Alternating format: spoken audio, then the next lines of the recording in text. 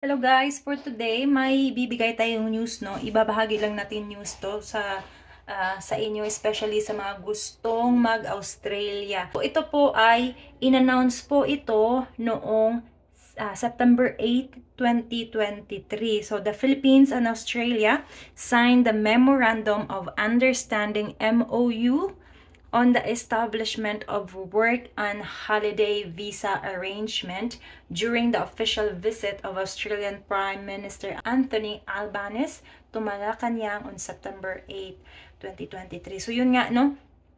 Ito po ang balita, especially sa mga gustong mag-Australia kasi nga grinandong work and holiday visa sa ating mga Pilipino.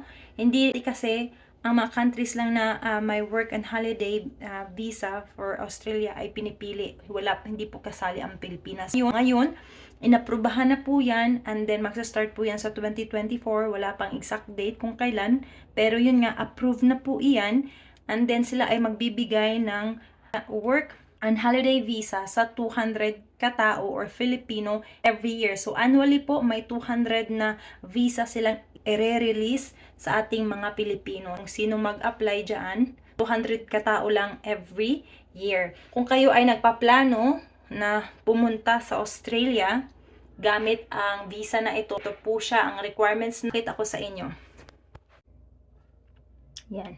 Baba tayo. Ito yun, no? Dito tayo basa sa, ito nga, people age 18 to 30 years old daw ang pwedeng mag-apply. With this visa, the Australian Embassy said you can do short-term work in Australia to help pay for your holiday, study for up to 4 months, travel to and from Australia as many times as you want. Ilalagay ko lang sa comment section ang link na ito para kayo ay mabasa nyo din ito. At yun nga, ma-examine nyo talaga kung anong nakalaman sa article na ito. So, ito po daw ay ginawa nila, itong work and holiday visa, to have an extended holiday in Australia and work to help fund their trip. So, basically, yung parang ginawa nila ito is para daw maka-extend ka sa pagsistay mo, maka-help sa yung finances. So dito, with this visa, the Australian Embassy said you can do short-term work in Australia to help pay for your holiday. So ayun na nga, no?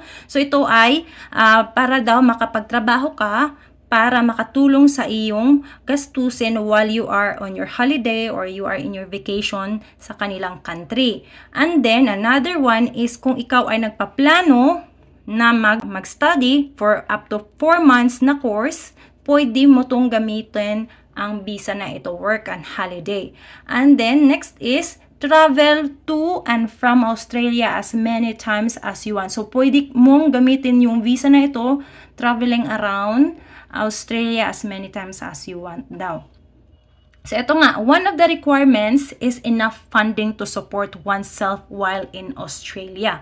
Kailangan mo daw may enough funding. So, ano ba yung funding? Kailangan mo ng pera para pang tustos mo while you are in Australia. Next is, the Australian Department of Home Affairs said this could be about, said this could be about. So, not sure yet, kasi nga wala pa silang mga pinagsiset na mga requirements and qualifications and date kung kailan magsa-start ang program na ito or yun nga yung visa applications nito.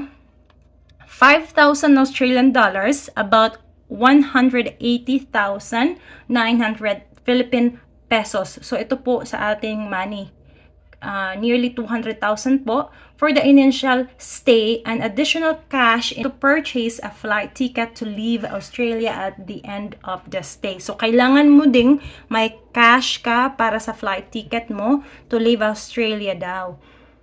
And then, the work and holiday visa itself costs about 635 Australian dollars. So, ayan po, no, cost po ng visa na ito. So, aside from the, yun nga, yung parang, yung funds mo, 180, and then yung iba din po yung flight ticket mo, itong flight ticket mo, at itong Australian dollars for your work and holiday visa. So, yan po ang halaga. And will give the holder at least 12 months of stay in Australia. So, 1 year po, no, ang pwede kang magstay sa visang ito. So, yan lang po, no? 1 year lang po. So, the Philippines and Australia signed them. So, ito nga, yan. Memorandum of Understanding or MOU on the establishment of work and holiday visa arrangement during the official visit of Australian Prime Minister Anthony Albanese to Malacanang on September 8. So yun na, no?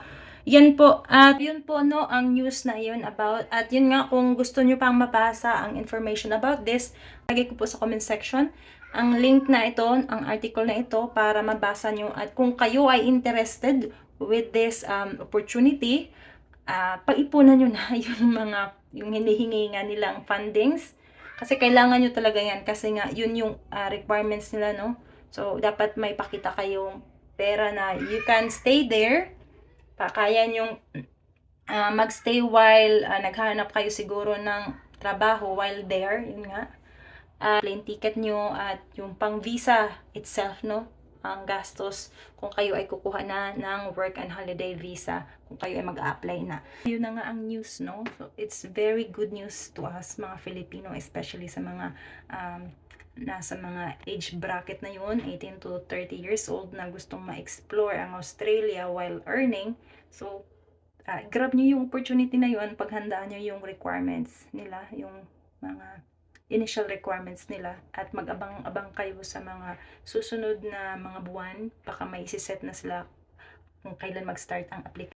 At malay ninyo, yun na yung stepping stone ninyo na maka working visa na talaga doon sa Australia, no, while you are on the work and holiday visa sa Australia. Kasi hindi ko rin talaga alam kung ano ang mga immigration moves doon. Baka pareho doon sa Canada na kung ikaw ay work na naka-visit visa, and then kung may magbibigay sa'yo ng job offer na magbibigay ng LMIA, so pwede ka na mag-apply ng working visa. So baka meron din silang sistema ng ganyan, no? So mag-research na lang kayo para maka-change status kayo, baka parang ganun ba.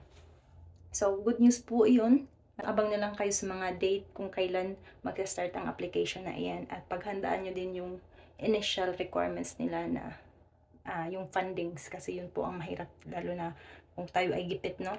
So that's it for today, guys, and thank you for watching. Bye.